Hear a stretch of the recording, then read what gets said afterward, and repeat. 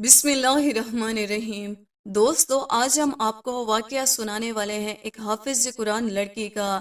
جب اس کی شادی ایک شرابی شوہر سے ہوئی تو اس ظالم شوہر نے اس کے ساتھ کیا کیا، اور پھر اللہ تعالیٰ نے بھی اس کو ایسی کون سی بھیانک سزا دی جسے دیکھ کر ہر کسی کا بدن کانپتا رہ گیا۔ اس واقعے کو مکمل جاننے کے لیے ہمارے ساتھ رہیے، تبھی پوری کہانی سمجھ پائیں گے۔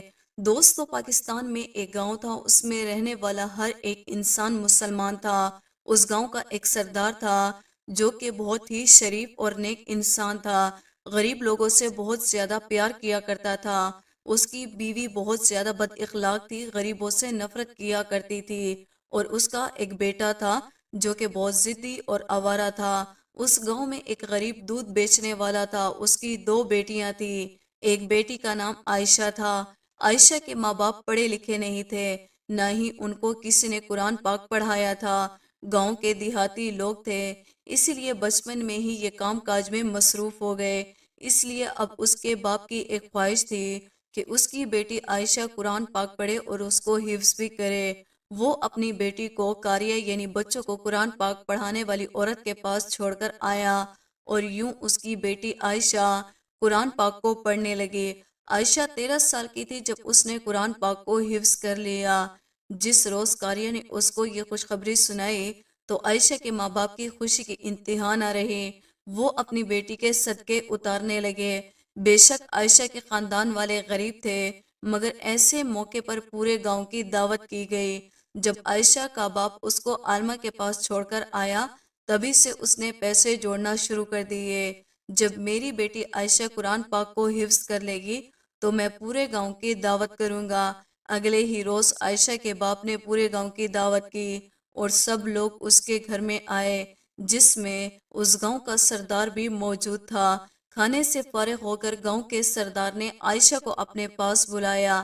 عائشہ سردار کے پاس گئی اور اس نے اپنے پاس موجودہ خالی کرسی پر بٹھایا، اس کے سر پر بڑے محبت سے ہاتھ رکھا، اس کو دعائیں دینے لگا، پھر اپنے جیب سے 1000 کا نوٹ نکال کر اس کے ہاتھ پر رکھ دیا۔ تب کی بات تھی جب 1000 کا نوٹ 10,000 کے برابر تھا۔ عائشہ نے جیسے وہ پیسے دیکھے اس نے کہا کہ مجھے یہ پیسے نہیں چاہیے، آپ میرے لیے دعا کریں کہ جو میں نے قرآن پاک کی تعلیم حاصل کی ہے اس پر عمل بھی کر سکوں۔ سردار تو جیسے اس حافظ قرآن بچی کی باتیں سن کے دل ہی دل میں بہت خوش ہو رہا تھا۔ اتنی سی عمر میں اتنی اچھی اور پیاری باتیں کرتی ہے، وہ اس کو دیکھ کر ٹھنڈی آہیں بھر رہا تھا، اور وہ اس کو کہنے لگا کہ میں نے یہ پیسے تمہیں انعام کے طور پر دیے ہیں، بیٹی تم جب بھی قرآن پاک پڑھا کرو میرے بیٹے کے لیے بھی دعا کرنا کہ اللہ پاک اس کو بھی قرآن پاک پڑھنے کی توفیق عطا فرمائے۔ وہ حافظ قرآن تو نہیں بن سکتا، مگر وہ ناظرہ پڑھ لے تو میرے لیے بہت بڑی بات ہے۔ حافظ قرآن لڑکی نے سردار کی بات سنی اور آمین کہا۔ وہ عائشہ وہاں سے اٹھ کر چلی گئی، مگر نہ جانے اس سردار کو اس حافظ قرآن لڑکی میں ایسا کیا نظر آ رہا تھا، وہ اسے دیکھ کر دل ہی دل میں مسکرا رہا تھا۔ اس سردار کے پاس اس کا ایک غلام تھا، اس نے پوچھا کہ سردار آپ کیوں مسکرا رہے ہیں؟ سردار نے مسکرا کے سر ہلایا اور کہا کوئی بات نہیں۔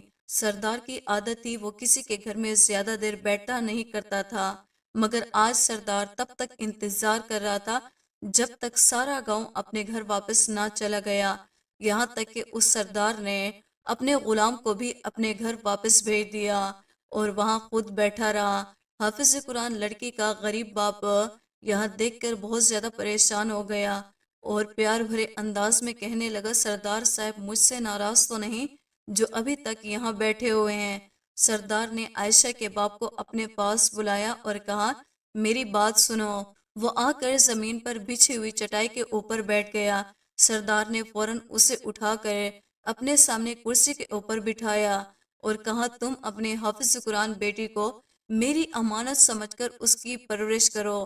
یہ سن کر غریب آدمی حیران و پریشان ہو گیا اور کہنے لگا کہ سردار آپ کیا کہہ رہے ہیں؟ میں کچھ سمجھ نہیں پا رہا۔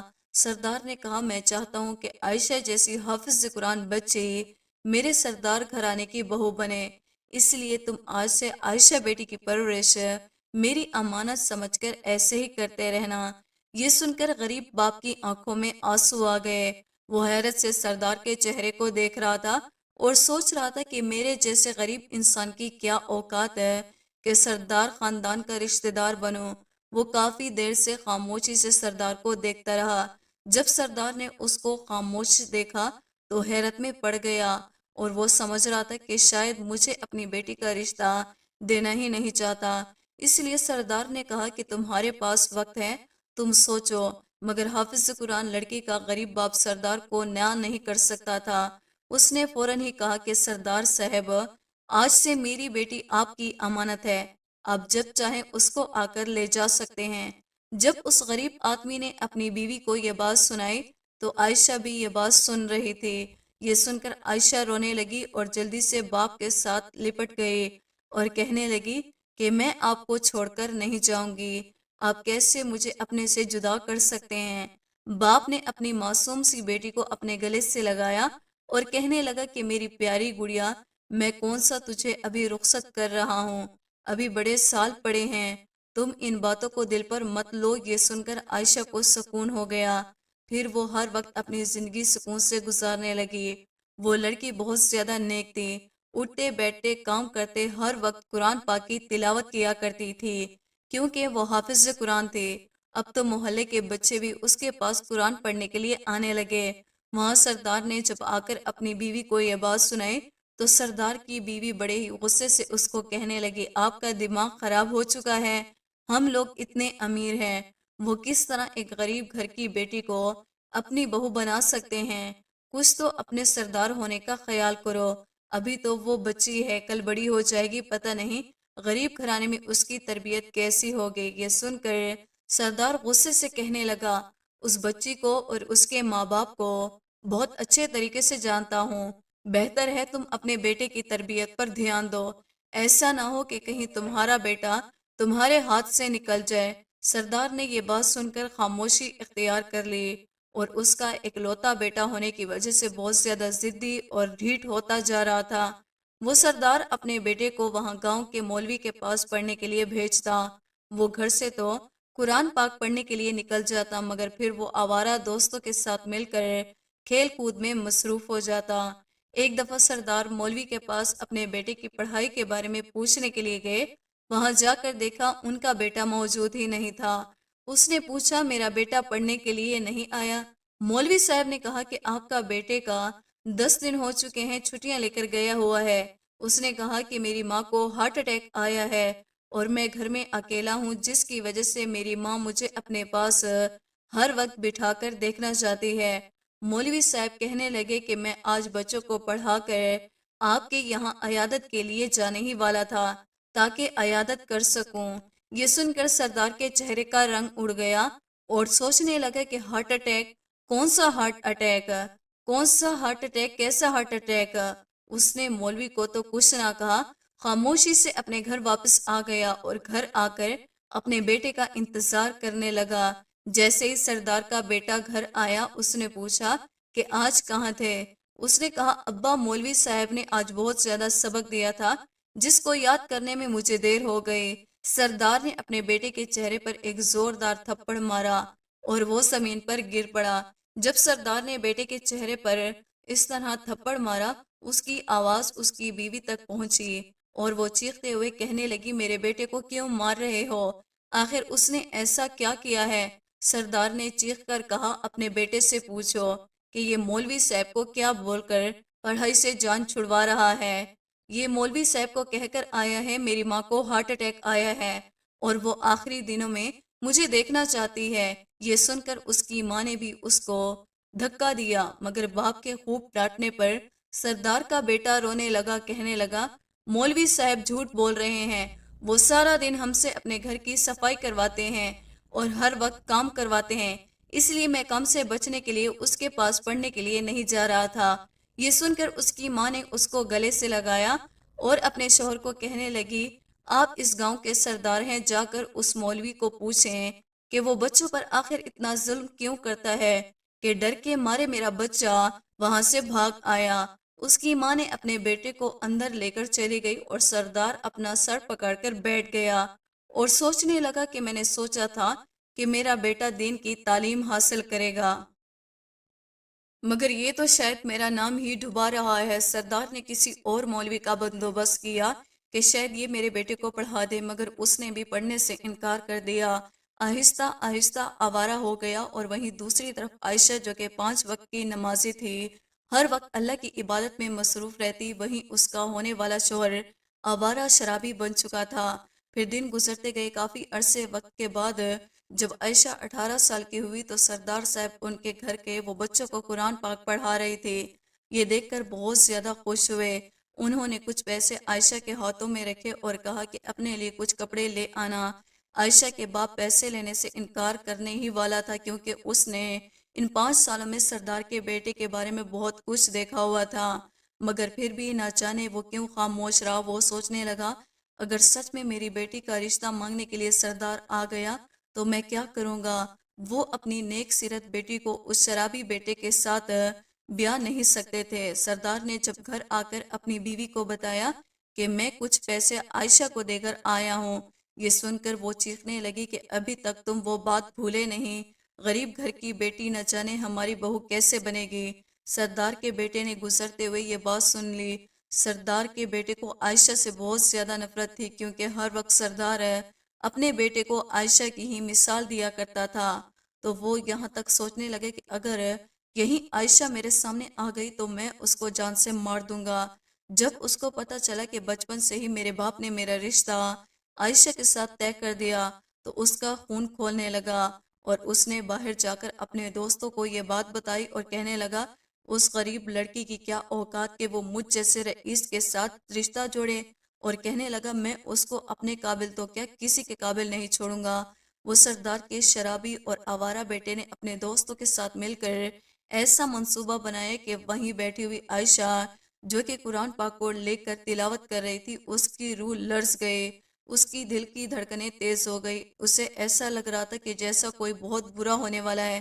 وہ قرآن پاک کی تلاوت تو کر رہی تھی، مگر اس کا دل قرآن میں نہیں لگ رہا تھا۔ اس کے دل میں بڑے بڑے برے خیال آ رہے تھے۔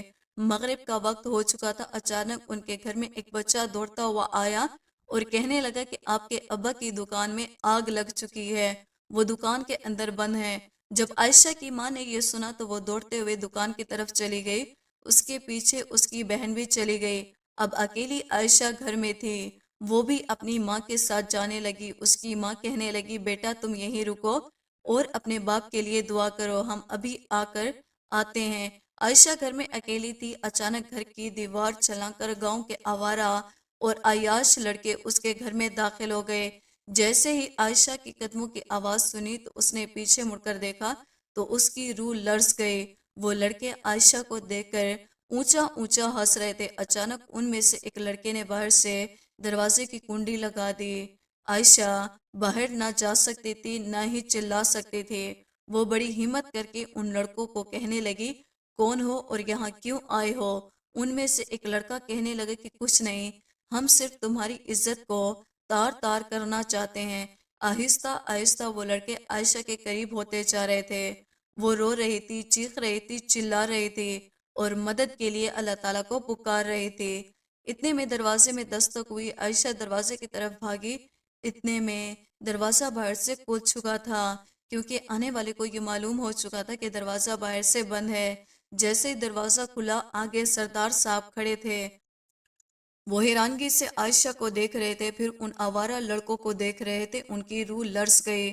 عائشہ بھاگ کر روتے ہوئے سردار کے پیچھے چھپ گئی۔ جیسے ان لڑکوں نے سردار کو دیکھا تو وہ ڈر کے بھاگنے لگے۔ سردار نے ایک کسی لڑکے کو دیکھ لیا تھا۔ آہستہ آہستہ یہ بات پورے گاؤں میں پھیل چکی تھی۔ ایک لڑکی گھر میں اکیلی تھی۔ آوارہ لڑکے دیوار چلا کر گھر میں داخل ہو گئے۔ ہائے ہائے، اس لڑکی کے ساتھ کوئی اونچ نیچ نہ ہو گئی ہو۔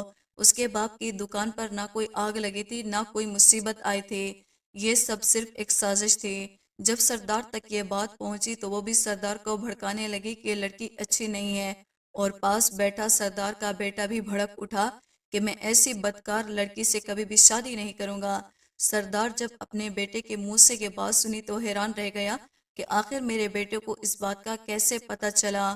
وہ بڑی حیرانگی سے اپنے بیٹے کو دیکھ رہا تھا، مگر سردار کے بیٹے نے اپنی آنکھیں پھیر لی، باپ کی طرف پیٹ کر کے بیٹھ گیا۔ اگلے ہی روز سردار نے ان آوارہ لڑکوں کو بلایا اور ان کو اتنا مارا کہ وہ سب آوارہ لڑکے سچ بولنے لگے۔ انہوں نے بتایا کہ آپ کے بیٹے کے کہنے پر ہی ہم نے یہ سب کیا ہے تاکہ اس لڑکی کو آپ کی نظروں سے گرا سکے اور وہ کسی کو منہ دکھانے کے قابل نہ رہے۔ جب سردار نے یہ سنا تو کہنے لگا مجھے اس بچی پر اپنی اولاد سے بھی زیادہ یقین تھا، وہ اپنے کردار کو کبھی میلا نہیں کر سکتی تھی۔ سردار نے اپنے بیٹے کو کہا کہ یہ وہی لڑکی ہے جو اس گھر کی بہو بنے گی اور وہی لڑکی تجھے سدھار سکتی ہے۔ اگر تو نے انکار کیا تو میں تجھے ایک بھی جائیداد نہیں دوں گا۔ یہ سن کر مجبوراً سردار کے بیٹے کو ماننا پڑا اور سردار عائشہ کا رشتہ لینے کے لیے چلا گیا۔ عائشہ کے ماں باپ بہت زیادہ پریشان تھے، نہ وہ انکار کر سکتے تھے نہ قبول کر سکتے تھے، اور عائشہ کی حالت بہت زیادہ بری تھی، اسے بہت زیادہ بخار تھا۔ وہ اتنا بڑا الزام اپنے اوپر کیسے برداشت کر پا رہی تھی؟ سردار کا ماننا تھا کہ نیک سیرت بیوی ہی میرے بیٹے کو سدھار سکتی ہے۔ جیسے ہی نیک بیوی گھر آئے گی وہ کسی نہ کسی طریقے سے ہمارے بیٹے کی بری عادت ہے اس سے چھڑوا کر اسے نیک بنا دے گی۔ عائشہ تو پہلے ہی سردار کے بیٹے سے شادی کرنے سے بہت زیادہ خوفزدہ تھی، مگر اس کے ماں باپ سردار کو انکار نہ کر سکے اور عائشہ کا نکاح سردار کے شرابی بیٹے کے ساتھ ہو گیا۔ عائشہ پہلے بہت زیادہ ڈری ہوئی تھی اور وہ سردار کا بیٹا دل ہی دل میں بدلے کی آگ لیے عائشہ کو رخصت کر کے گھر لے آیا۔ ابھی تک اس کے شوہر کمرے میں نہیں آیا تھا، وہ تھکی ہوئی ایسے بستر پر لیٹ گئی، آنکھیں بند کر لی۔ اچانک زور سے دروازہ کھلا، سردار کا شرابی بیٹا کمرے میں داخل ہوا اور اس کو دیکھ کر سیدھا ہو کر بیٹھ گئی۔ جیسے وہ لڑکھڑاتے ہوئے قدموں سے اس کے پاس آ کر بیٹھا، اس کے منہ سے شدید قسم کی بدبو آ رہی تھی اور ایک ہی جھٹکے سے اس سے دور ہو گئی۔ سردار کا بیٹا اس کو گالی دینے لگا، پھر کئی تھپڑ اس کے منہ پر مارنا شروع کر دیے۔ وہ رو رہی تھی، نہ جانے اسے کون سے گناہ کی سزا مل رہی تھی۔ اس کا شرابی شوہر اس کو مار مار کر جب تھک گیا، وہی اپنے بستر پر اوندے منہ گر پڑا اور سو گیا، اور وہاں عائشہ خوف کے مارے کانپ رہی تھی۔ اسے اپنے اللہ سے مدد مانگنے کے سوا کچھ بھی یاد نہیں آ رہا تھا۔ اس نے کپ کپاتے ہاتھوں سے قرآن پاک کو اٹھایا اور سینے سے لگایا اور ایک کونے میں بیٹھ کر قرآن پاک کی تلاوت کرنے لگی۔ قرآن پاک کی تلاوت کرتے ہوئے اس کے دل سے خوف کم ہونے لگا اور کمرے سے باہر جاتے تو نہ جانے لوگ اس کے بارے میں کیا سوچتے۔ قرآن پاک کی تلاوت کرنے کی وجہ سے اس کے شوہر کی نیند میں خلل آنا شروع ہو گیا اور وہ اٹھ کر بیٹھ گیا۔ اس کو قرآن پاک کی تلاوت کرتے ہوئے دیکھ کر اس کو مزید غصہ آیا اور کہنے لگا کہ بڑی نیک بنی پھرتی ہو، یہ تو مجھے نیچا دکھانے کے لیے پڑھ رہی ہے، تیرے پاس تعلیم ہے اور میرے پاس نہیں، اب دیکھ میں تیرا کیا حشر کرتا ہوں، آج تیری زبان ہی کاٹ دوں گا، جس کی وجہ سے میں ساری عمر اپنے باپ سے تانے سن رہا ہوں۔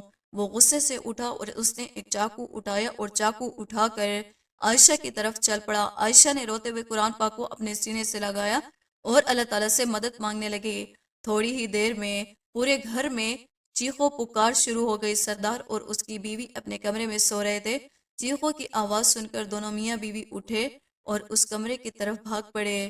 کمرہ اندر سے بند تھا، ملازموں کو بلوا کر کمرے کا دروازہ کھلوایا گیا۔ جب اندر کا حال دیکھا تو ان کی سانس رک گئی۔ انہوں نے دیکھا کہ ان کا بیٹا زمین پر لپٹا تڑپ رہا تھا، اس کے پاس چاقو گرا ہوا تھا اور وہ کونے میں عائشہ قرآن پاک سینے سے لگائے ہوئے کھڑی ہی رو رہی تھی اور سردار کی بیوی عائشہ کو برا بلا بول رہی تھی، پھر اپنے بیٹے کو اٹھا رہی تھی۔ سردار کے بیٹے کو نہ تو کوئی چوٹ آئی تھی نہ کوئی زخم کا نشان تھا۔